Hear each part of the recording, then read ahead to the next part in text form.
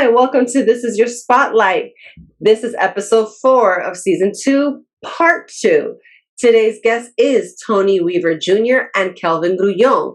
Tony has his own comic book series called The Uncommons, and he has great content on his IG page. Definitely check him out. And also Kelvin Grullon, he DJs, he's an actor. He does everything and anything except stay in his house. Nah, just kidding. Anyway, today's episode is featuring those two gentlemen. Enjoy part 2 of episode 4, season 2. I'll see you at the end. Bye. I have the distinct pleasure today. It is hot in New York, but it's not hot where he is. Lucky him. I am here with Tony Weaver Jr. of the creator of The Uncommons. If you don't know what The Uncommons are, look it up. You won't be sorry. Yeah. So welcome to the show. This is your spotlight. Thank you so much for agreeing to do the interview. Thank you for having me. I really appreciate it. Yeah. So how did you get started? So I think that to explain that, I got to give a little context on just what I do in general, right? Because there are a lot of different things. If you look up Tony Weaver Jr., you're going to find a variety of things. What I like to say is I wear a bunch of different hats. I am a writer and storyteller, so I have an original series called The Uncommons, as well as a couple of others that haven't hit shelves yet, but that I am consistently writing and working on. I also run a nonprofit organization called Weird Enough Productions that's focused on highlighting positive representation and creating high-impact education programs to support young people. And in addition to that, I also hop on TikTok and try to be everybody's nerdy older brother. I think it's really my job, I feel like, to make sure that people feel accepted, uplifted, and just affirmed, just kind of in their nerdiness and embracing what's weird about them. So I think that the through line between all of those things is that storytelling and stories play a big role in my work. And I would say that that's how I got started. I just love stories. You see the giant stack of manga behind me. That is not a new development. I think that I just always love the stories that people would put out into the world. If you tap me on the shoulder and you say, "Hey, Tony, look, there's a dragon," I go, "Ooh, what's next? What's it doing over there? How to get there? Has it been here this whole time? Is it friendly?" Like I've always had a mind that's thinking in a lot of these random out there and weird categories. And I think that learning how to embrace that is really how I got started.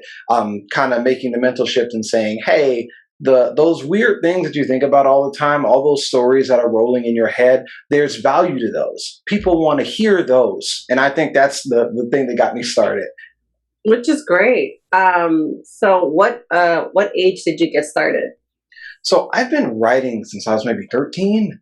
Wow. I trained for 4 years at the Tupac Shakur Center for the Arts. Tupac Shakur, kind of one of his goals while he was still alive was that he wanted to build a community center for kids in his community to be able to embrace how artistic they are and to be able to kind of grow their art on their own terms. So after he passed away, his family kind of moved that mandate forward. They set up community centers in Atlanta, where I'm from, as well as in California. And around the age of 13, was fortunate enough to learn kind of directly from members of his family to kind of learn how to embrace my creative strides there. And I think that from there, it's kind of just grown. So I started out writing poetry, then started writing plays, writing prose. And I think that around the time when I was in college is when I started writing sequential art kind of in the way that I'm writing right now. So for those of you who may not know, please break down what is manga specifically. Because there's some people that might be, I don't know, living under a rock or are just not into it. You never know. So when I think about manga, manga is a very specific kind of type of sequential storytelling.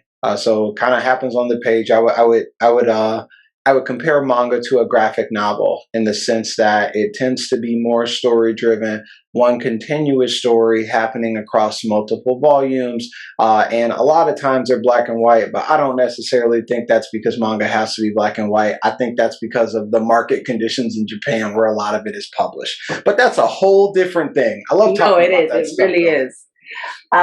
Like currently, I like the fact that you're tackling on certain biases that there are, especially against people of color within, you know, the industry that there is.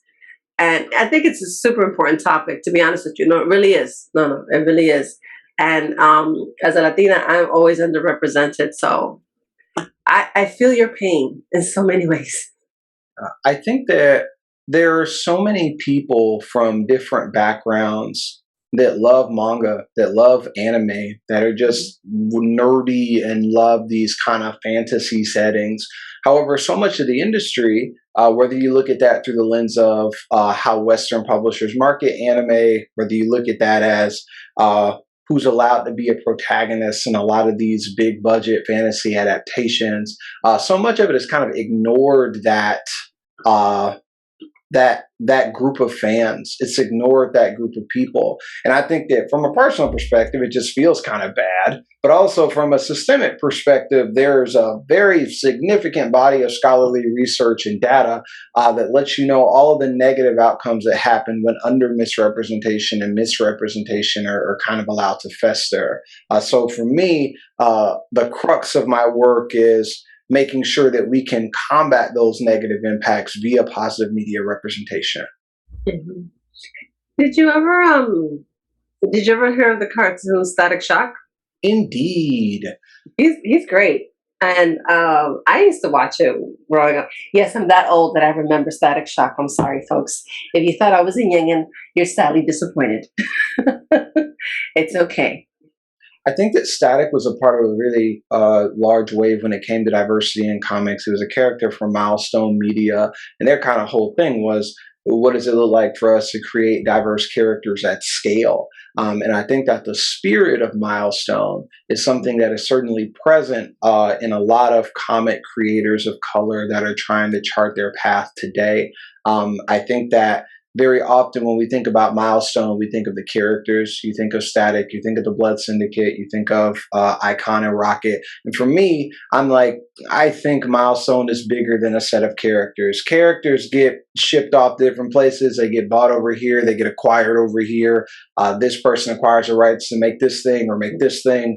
I think that what Milestone Media did is bigger than the characters. I think it's about that mindset of creation, that mindset of challenging industry norms. And that's kind of how I try to embody it. Yeah, and it's hard because sometimes there's a lot of opposition, and then also there isn't a lot of, I like to say, you know, each medium of communication has it. Yeah. It has, like I said, its biases, and it has its, like, even weird clicks can form for some odd reason. I don't know why, but it just, I think now in the time that we're living, it kind of lends itself for that to happen, which is very strange. What's been very fun about my journey as a manga creator, as a writer, and as a creative is that I've always looked at things from an analytical point of view based on what market conditions are. There's a part of me that's really creative, but there's also a part of me that is disciplined enough to say, it's not about what you want to do, it's not about what you want to make, it's about what are the market conditions right now? What are the market conditions, and how do you weave kind of in between those market conditions in order to make what you want to make? So I use manga, for example, because we brought up the manga industry earlier. Most manga is in black and white. Most of it. The reason that it's in black and white is because of market conditions. Paper is cheaper to print when you are not printing color. Manga comes out very fast. It is a shorter production cycle if you are not coloring it. Therefore, it's not that manga has to be black and white. It's that because it's being printed at a very high pace and produced at a very high pace, the market conditions for it kind of create that structure or create that phenomenon. But there are some manga that get so popular, they get reprinted in color. So you look at Full Metal Alchemist getting reprinted in color, some volumes of One Piece getting reprinted in color, volumes of Dragon Ball being reprinted in color, because they were able to succeed given the market conditions, and now they're able to kind of ship those things to do what they want. And I think that for The Uncommons, which is my graphic novel series currently out on Webtoon right now, I hope everybody goes and checks out. I think that what we're doing with The Uncommons is figuring out what it looks like to subvert and move around market conditions that traditionally have been ones that push diverse people out in order to create a space where we're able to thrive. Mm-hmm. So how many issues or series have you done for your graphic novel? So The Uncommons, we're in chapter 26 right now. I want to say that's where I'm writing. In addition to The Uncommons, I have a graphic novel called Weirdo. Should be hitting shelves at some point next year. And another project I'm not allowed to talk about yet, but I bring up because I am working hard. I'm working hard. That's all you need to know. I'm working. I'm writing. You're working. That's it. Yeah. Well, spoil surprise later. Check out his once it's ready for rollout to print to get it done. Yeah, it'll happen. So, would you ever venture into going into like web series, or have you in talks of it, or contemplating it eventually? Well, I think animation is something that we've been thinking about, and there's an anime of The Uncommons that's in development right now. I'm not allowed to talk about it too heavy or who's involved, but as soon as they give me permission to, I'm going to be yelling it from the mountaintops. But I do think that animation as a medium is something that's really fun. And for us, we see it as a way to take our story to the next level. But a part of why we're able to do that is because we invest so much in the quality of the story when it's on the page before it gets adapted. I see a lot of people that kind of jump into trying to get these big budget adaptations of their work before that work has had a chance to flourish and grow for them as creators to understand what it is. And that perplexes me, because I see people and say, all right, you have 3 issues. So that's 3 22-page issues. That's 66 pages. That's something that the average person could probably read in an hour or 2. And you're like, yes, we're ready for a show. And I'm like, off of 66 pages, you less than 100 pages, you're like, please go give me millions of dollars so that I can adapt this into something bigger. Maybe they're just a lot more confident in their creative output than me. But for me, I like to make sure that the story has time to breathe, that we know it's hitting the moments that we want it to hit, and then we kind of take it bigger to other places. Well, to tell you a little bit about TV, for example, this show here, it's 60 minutes. Technically, I have to cut it off at least 56, 57 to allow for station commercials. Mm-hmm. That's one. And then if it's like, for example, your work is 22 minutes, it's really for maybe for like Netflix, they'll have a 22-minute time slot, or 28, which would be standard television. And you always have to allow at least 6 minutes for commercials if that's the route. And then if you do on a web series, and depending on how many commercials they have to play or ads or whatever during it, then it depends what platform you decide to actually venture to go into it. So I know 20 is like, but it's only 22 pages, which is 66. You can make material off of that. You'd be surprised. And sometimes you always have to look out for when a comic or anything written gets converted into the movies, because there's so much leg room for, you could tweak it this way and it'll make it more interesting and it's easier to shoot. Mm-hmm. So just be careful, if and when you decide to make the transition. And just make sure that they're analogous to what it is, and always have at least 2 or 3 scenarios that if it needs to be put onto like television or to a movie screen, it's at least faithful to what you wrote. Because if not, you'll be sadly disappointed. Like, I didn't write that, but why are you putting that instead of what I wrote on the page? You definitely don't want that kind of conversation going. I think that for me as a creator, I enter the process with an open mind and an understanding that things are going to shift or change in some way.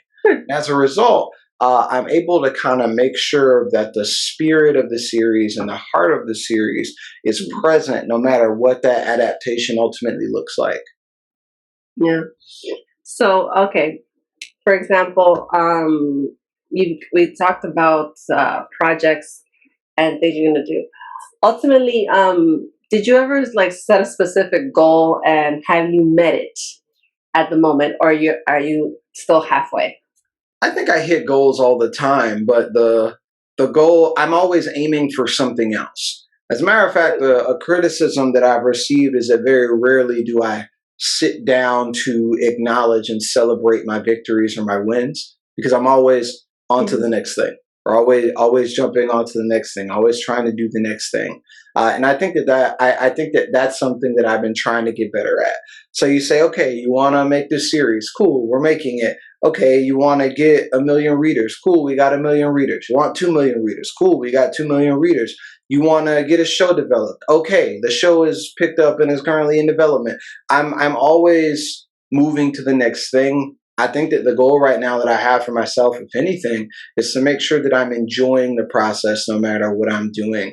I think aiming for enjoyment rather than output is really important. And I'm kind of in a place where I have the privilege to do that, because on all metrics that matter, whether that's financially, whether that's audience wise, maybe that's whether that's general growth or just the well-being of my team, we're doing really well right now. So Yay! I just need to take some time to breathe. That's what I think it is. Yeah. So listen, thank you so much for your time. I appreciate this. Yeah, And I hope you have had a fun time with this interview as much as I had fun interviewing you. Well, thank you. So thank you very much. Just let me know if there's anything. So this is your spotlight. Today I am here with Kelvin Grullon. He is a filmmaker, he is an actor, and a DJ. Yeah. And he is involved in right now he did well, he's getting ready to do and more. He did a one-man play of The Brief and Wondrous Life of Oscar Wilde by Junot Diaz. He's also been in a web series called Dominican York. He's also been in the movie called A Nice Guy with Dominic Nieves and Amilcar. I forgot Amilcar's last name. Javier. Amilcar Javier. Yeah. Amilcar Javier. Yeah, one of our first and projects. Welcome to the show. Yeah, thank you so much for having me. I really appreciate putting me onto the spotlight. So that's really dope, and thanks so much for what you do here. That's really dope. No, yes, of course. I was So yeah, like, I know so many dynamic people, and you're one of them. And I was like, you know what?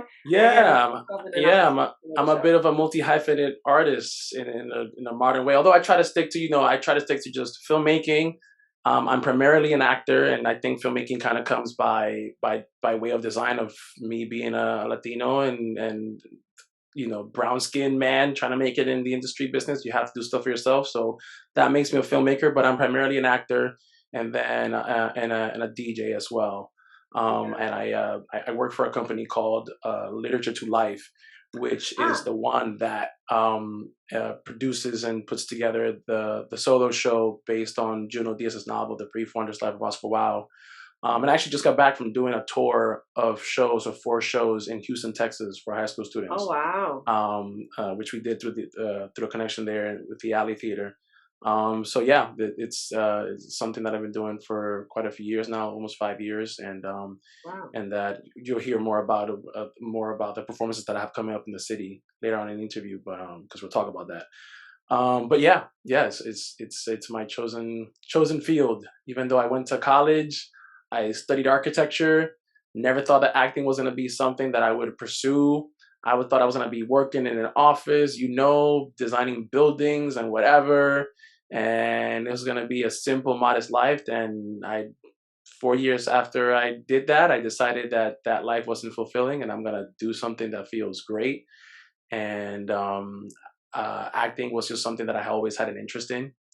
That always kind of piqued my interest, but I never really gave it a shot until I did, until much later after graduation, when I realized that maybe what I was doing was not the thing that I wanted to do for the rest of my life. Oh, you had the epiphany moment. Yeah, I would say I was life forced an epiphany on me in a couple of different ways. One of those involved skydiving. And nothing bad happened in the skydive. I should clarify. Okay. All right. It was more that scare me a bit.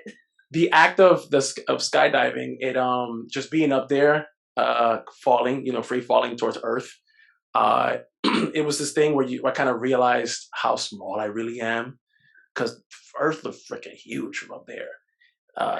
Like colors look different, everything. You sort of just realize, yo, I'm tiny, and if I hit this Earth without a parachute, it's a wrap. Is over. That's an understatement, but yeah, I get it. And I just, I sort of realized, I recognized like my mortality. I think so many of us live life like we don't. This is morbid. You don't really think about when you're gonna die. I mean, that's a very morbid thing to go around thinking about. But when I was coming down, you have that moment, that thought of like, this parachute could not work. There is that possibility. I could be that 1%. And if that's gonna happen right now, like, how am I gonna go out? And for me at least, I just had this moment of acceptance, and also this moment of realization of like, well, if I could do it again, maybe I would have spent all my time in an architecture office. That coupled with a couple of other life instances that really altered my course, made me go this route. But yeah, skydiving will make you realize that you're a human being and you could die. But then you live and you're like, oh my God, I lived. Yes, I'm gonna go live life better now because I didn't die. Yeah. That's a more interesting setup than what we were Yeah, right? Like, hey. Now that you're at the edge of your seat. That's not like yeah, like, colorful and dynamic. That'll give you a lot of stuff to work with in the editing room. Yeah, but it's life became interesting that way. So well, in terms of me, it's really interesting how I got into this really quickly. My mom told me, you stare at the TV a lot, and you stare a lot at your own image in the mirror. You're not a narcissist, but you're curious about things. And I was like, okay. So lo and behold, 39 years later, here I am. There you are. She was not wrong. Yeah, I mean, yeah, you could say I started watching Scooby-Doo when I was 4. I could watch Scooby-Doo for like 8 hours. You could not move me from the TV. Just give me a bottle, a pillow, turn on Scooby-Doo. Mommy could clean the whole house. You wouldn't hear a peep from me. Well, she would have to be like, okay, mijo, ven, muévete un chin, espérate. Let me sleep under you. Te cambiaste la ropa? Okay. At a certain point, she figured out how to just put me on the couch and not even have to do that. Just fun, and that's it. Yeah. When I was older, there was a lot of levanta los pies. Well, if there were stains on the couch from your body sweating so long at one spot, and I was like, "This is Kelvin's spot. There you go." We know where it belongs to. New York, Chuchi, he was hilarious. Yeah, I only saw, to be honest with you, episode 7, Fight Night. I thought that was really funny. And I was just like, oh my goodness. No, you guys shot that in a day or two? We shot that particular episode that was in a day. We spent there the whole day. So probably for anybody who hasn't seen it yet, should definitely go check out Dominican York. It's available on YouTube, and season 1 is out, obviously. And we are going to be having a second season coming out pretty soon, sometime in 2022. So be on lookout for that. But yeah, in this particular scene of episode 7, we're having that Dominican dance off, and it's this thing like, if you've ever been at a Sweet 16 or a quinceañera, or which is the same thing in 2 different ages, or if you've been to a baby shower, a Dominican baby shower, or just Dominican años 60 or something like that. Yeah. Sometimes you'll have this thing where like there'll be like a couple on the dance floor dancing, and for whatever reason another couple will start like almost competing with them, like a little mini like it's like an unspoken competition, but you know they're both competing to see who can dance better, who can dance more, who's gonna outweigh the, you know, who's gonna last them long. And in this episode, it's like you have these two couples competing against each other, kind of like unspoken. And it's one of these merengues that they go on for like 15 minutes. You know, it's like La Cita Pasada or something like that. The merengues that you're just like, yo, when is this thing gonna end? I'm tired, but you can't quit. You can't be the first ones that go and sit down. Like, ya me duelen los pies. No, el premio se perdió. No, después you're blandito. Bragging rights de todo. Everything, yeah. And in this episode, you get to see that. You get to see that dance floor battle play out. And you had great people to play with in terms of, you had Brenda Raquel. You also had Michi Ramirez. You also had Little Veras. So you guys were pretty good. I liked each character and the way how thoughtfully they were written out. And it could be based on a group of friends that you do know. Yeah. And that's all Michelle Ramirez, who's the writer, producer, and star of the series. Yeah, my favorite line that she wrote was "Ay Dios mío que yo estoy pagando." That's a classic thing for I would say particular for any Dominican parent. No, exactly. Like I thank God my mother hasn't yelled that yet. I'm sure she's thought it. I'm sure she has thought it. She has thought it. Oh yeah. So yeah, just to quickly drop some events. So I'm gonna be performing my solo show, The Brief Wonders Life of Oscar Wilde, at the New York Poets Cafe on Friday. This week coming up on Friday, May 27th at 7 p.m. And I'm also performing the solo show on Thursday, June 2nd, in the Bronx at the Andrew Friedman Home, which is located on 169th Street and Grand Concourse, or around the 160th and Grand Concourse. Oh, it's on 166. There you go. I used to live in the area, so yeah. Yeah. I used to I actually went to go vote inside the Andrew. Yeah, that's right. They're a voting site too. Yeah, it's like a really nice community space, and they have art installations. Their big ballroom, or is it going to be smaller? It's going to be one of the smaller rooms in the library room. So we thought it's going to be pretty on the nose, having a book adaptation theater performance being performed in the library room, surrounded by what looks like a lot of books. And I'm also performing. Thank you for watching Episode 4, Season 2, Part 2 with Tony Weaver Jr. and Kelvin Grullon. And I am your host, Eurydice Roman, and this is for the people who are the fans of the followers and subscribers of the Roman Epics production page. Thank you so much, and keep on watching it on YouTube and support our creators of our communities, whether they do comic books, whether they're actors, comedians, whatever they do, as long as they make a positive spark in the world, we will feature them here on This Is Your Spotlight. And thank you so much for watching. I will see you next time.